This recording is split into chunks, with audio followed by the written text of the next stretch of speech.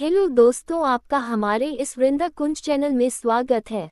कार्तिक पूर्णिमा व्रत कथा, इसके पाठ से भगवान शिव और भगवान विष्णु की मिलेगा कृपा। कार्तिक मास में आने वाली पूर्णिमा का विशेष महत्व है।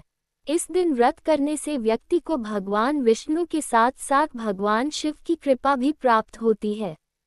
इसलिए कार्तिक पूर्णिमा के दिन इस कथा का पाठ जरूर करना चाहिए। इसके पाठ से व्यक्ति को दुखों से छुटकारा मिलता है। पढ़ें कार्तिक पूर्णिमा की संपूर्ण व्रत कथा। कार्तिक मास की कथा के अनुसार, जब भगवान कार्तिकेय ने तारकासुर का वध किया था, उससे क्रोधित होकर तारकासुर के 3 पुत्रों ने देवताओं से बदला लेने का फैसला किया। तीनों अप्सरों के नाम थे तारकाक्ष, कमलाक्ष और विद्युन्माली। देवताओं का प्रजित करने के लिए पहले तीनों ने तपस्या की और तपस्या के लिए जंगल में चले गए। उन्होंने हजारों वर्ष तक अत्यंत कठोर तप किया। उनके कठोर तप से ब्रह्मा जी प्रसन्न हुए और उनके सामने प्रकट हो गए और ब्रह्मा जी ने तीनों से वरदान मांगने के लिए कहा। तीनों ने कहा कि ब्रह्मा जी, हमने आपको प्रसन्न करने के लिए कठोर तप किया है, आप हमें अमरता का वरदान दें। उनका यह वरदान सुनकर ब्रह्मा जी ने कहा कि मैं आपको अमरता का वरदान नहीं दे सकता, लेकिन तुम इसमें कोई ऐसी शर्त रख लो जिसके पूर्ण होने पर ही आपकी मृत्यु होगी। वैसा वरदान मैं तुम्हें दे सकता हूँ। ब्रह्मा जी के वचन सुनकर तीनों ने बहुत विचार किया और ब्रह्मा जी से वरदान मांगा, हे प्रभु, आप हमारे लिए 3 तारों पर 3 नगरों का निर्माण करें।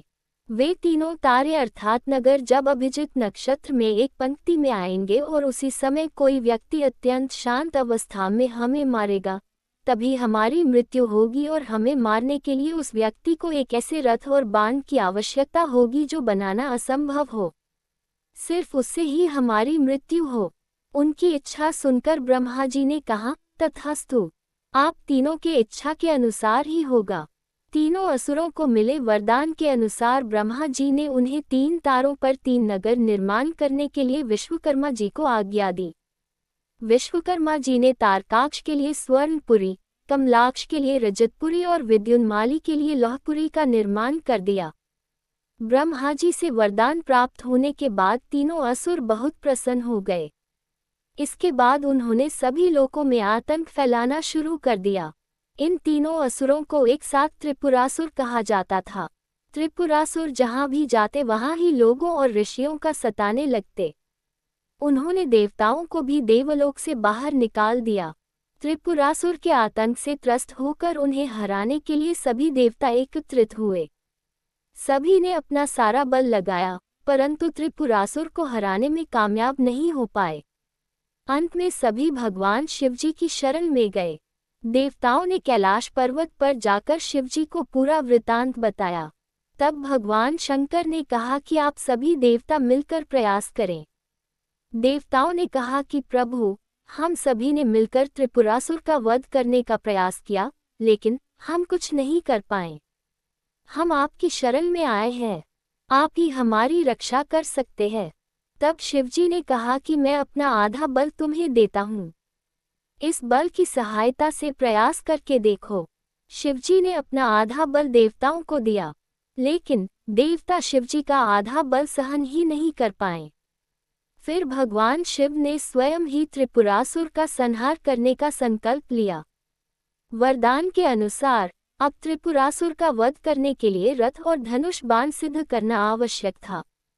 भगवान शिव ने पृथ्वी को ही उनका रथ बनाया, सूर्य और चंद्रमा को उस रथ के पहिए बनाए। सृष्टा सारथी बने, भगवान विष्णु बाण बने, मेरु पर्वत धनुष और वासुकी बने उस धनुष की डोर। सभी देवताओं ने अपने बल से वह रथ संभाल लिया। इस प्रकार असंभव रथ बनकर सिद्ध हुआ। लेकिन जैसे ही भगवान शिवजी उस रथ पर सवार हुए, उनकी शक्ति के कारण वह रथ डगमगाने लगा। तभी विष्णु भगवान वृषभ बनकर उस रथ में जुटे। घोड़े और वृषभ की पीठ पर सवार होकर महादेव ने उस असुर नगरों को देखा। अपने धनुष पर बाण रख उन्होंने पाशुपत अस्त्र का संधान किया और तीनों तारों को नगरों को एक पंक्ति में आने का आदेश दिया। अभिजित नक्षत्र में तीनों नगर एक पंक्ति में आते ही भगवान शिवजी ने अपने बाण से तीनों नगरों को जलाकर भस्म कर दिया। इसमें तीनों असुरों का भी अंत हो गया।